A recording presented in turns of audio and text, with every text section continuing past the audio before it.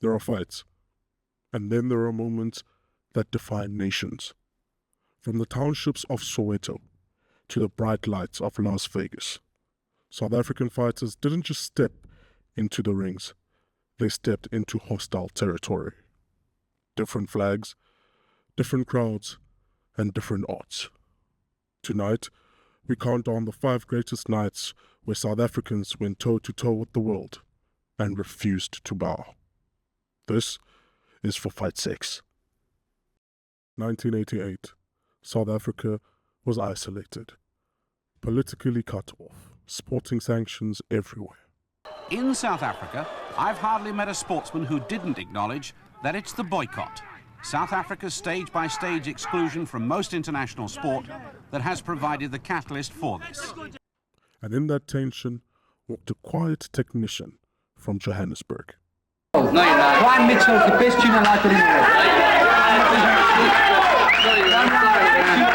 world. No, you're not. He's faster, and he's more durable. And Brian Mitchell will definitely see a brand new fellow, and I'm afraid for Brian Mitchell for this fight. Stamina is never a problem for Mitchell. The long-distance battler has gone 10 or more rounds 19 times. His team is unconcerned by any Lopez improvements. I don't care how much gas he could put in him, he ain't going to beat Brian. He can never have the gas that Brian has. Brian's is natural. I go into every fight with confidence, knowing that I haven't been knocked out. Tony the Tiger Lopez, an American champion with the home crowd and the bright lights to his advantage.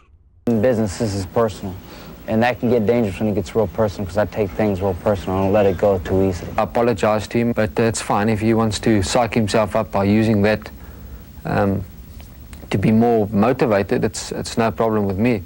As far as I'm concerned, there's nothing personal. It's 110% business. Mitchell, calm, clinical, and unbothered. For 12 rounds, he boxed like a surgeon. Sharp counters, smart movement, and zero fear. Eye is bleeding again. The best Mitchell can offer is a jab in return. Here's the replay here. His eye already looks bleeding right there, but already happened. Right, exactly. This is Tony Lopez throwing it. Put it together. Put it together.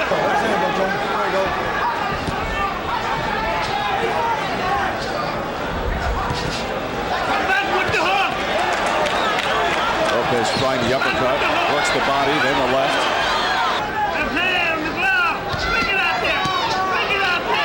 To tell you the truth, the pressure that Brian Mitchell is putting on is actually serving him a lot better than it did when he was backing up and getting pressured by Tony Lopez.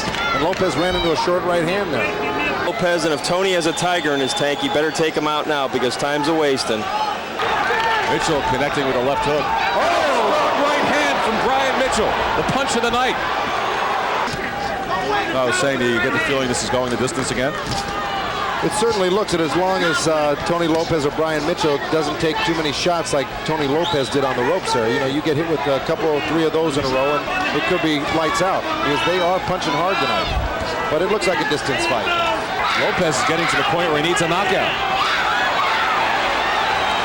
Or at least to win rounds maybe by, you know, a real impressive margin. And you know, Lopez has never had a knockout past the 10th round in his career, only one ever past the 8th round. So he's not a late knockout artist.